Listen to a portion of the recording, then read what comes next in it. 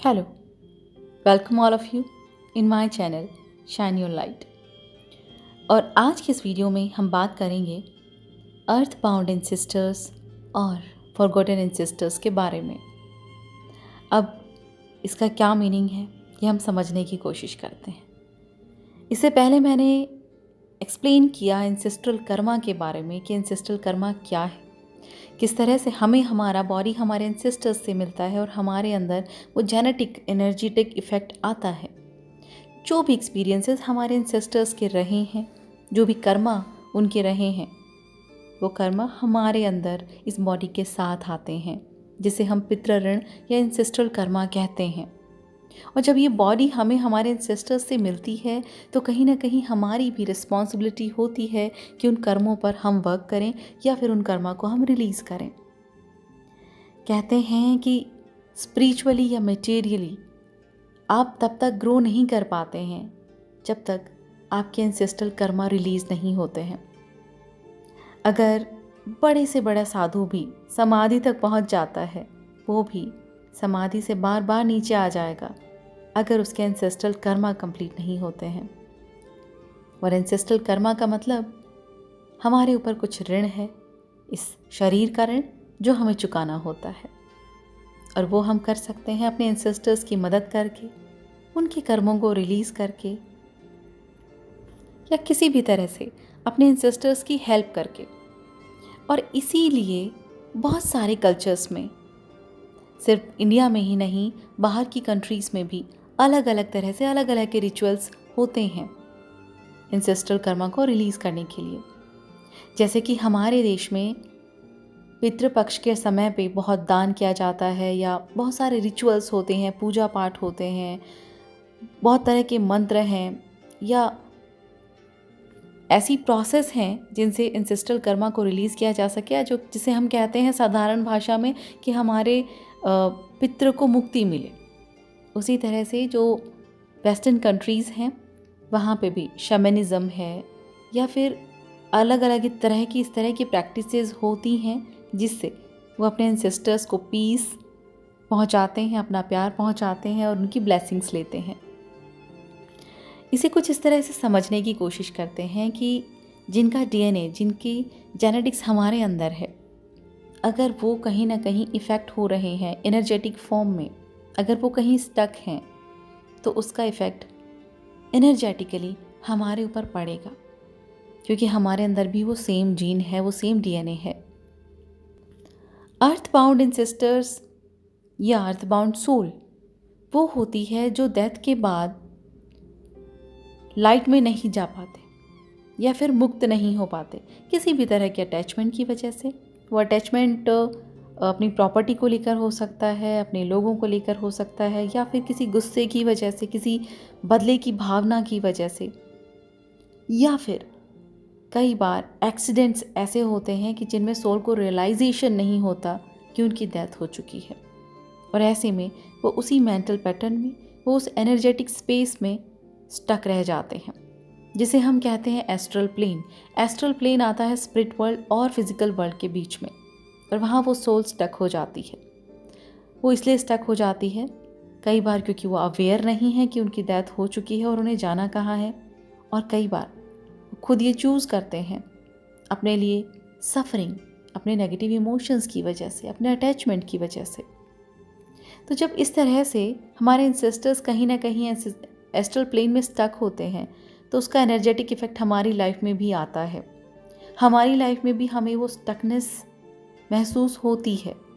हो सकता है कि स्पिरिचुअली हम ग्रो ना कर पाएँ, हो सकता है कि बहुत कुछ करने के बाद भी फाइनेंशियली हम ग्रो ना कर पाएँ, या फिर हमारे रिलेशनशिप में झगड़े हों, या फिर फैमिली में एक अच्छा इन्वायरमेंट ना बन पाए, क्योंकि कहीं ना कहीं हमारी जो रूट्स हैं वो स्टक हैं।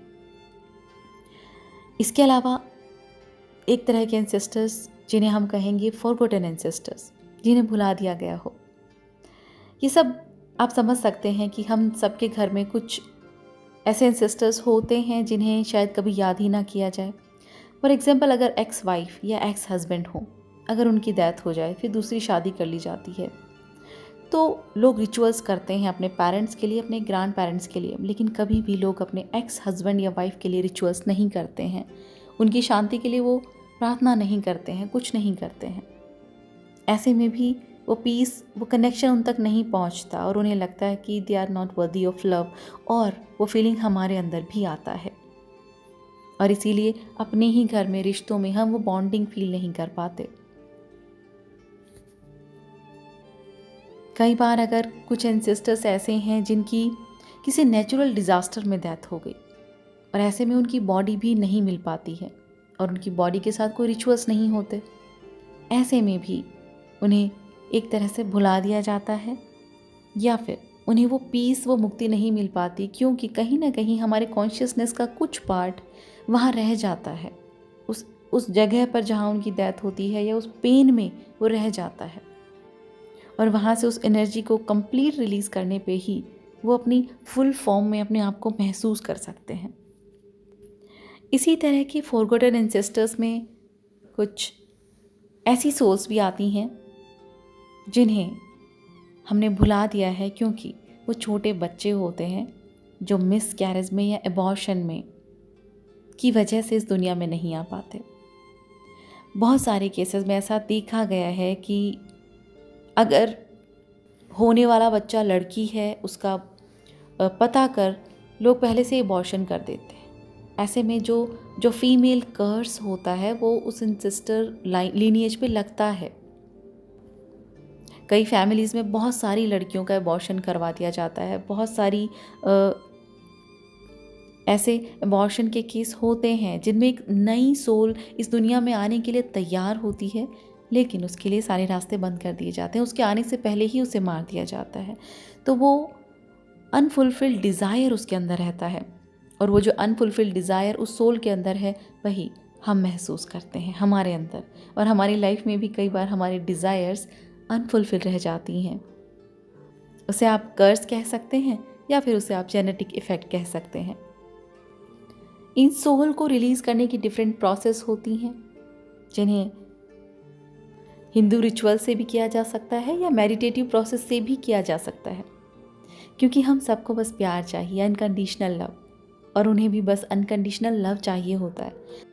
तो जब एक बार उस अनकंडीशनल लव के साथ हम उनसे कनेक्ट करते हैं और उनको रास्ता दिखाते हैं, तो उन्हें अपनी पीस में जाने का मौका मिलता है, उन्हें लाइट में जाने का मौका मिलता है।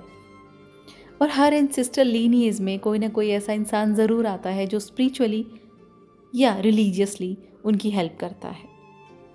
और जब हम ऐसा करते हैं तो उनकी ब्लेसिंग्स हमें मिलती हैं, क्योंकि वो इमोशनल बैगेज रिलीज़ होता है, ब्लॉकेज रिलीज़ होता है, और सेम वो ब्लॉकेज हमारे अंदर से, हमारी लाइफ से भी रिलीज़ होता है। और यही होता है एंसेस्ट्रल ब्लेसिंग्स। लेकिन हाँ, चॉइस हमारी होती है, फ्यूचर फिक्स नहीं होता, चॉइसेस हमारी होती हैं कि हमें अपनी लाइफ में आगे क्या चाहिए, क्या देखना है। तो अगर आपकी चॉइस है कि आपको अपने एंसेस्टर्स के कर्मा रिलीज़ करने हैं अपनी ग्रोथ के लिए, उनकी ग्रोथ के लिए, तो वर्क करिए अपने एंसेस्ट्रल कर्मा पे। और यकीन मानिए ये इतनी खूबसूरत सी प्रोसेस है कि जिसमें आप उन स्टक सोल को रिलीज़ करते हैं।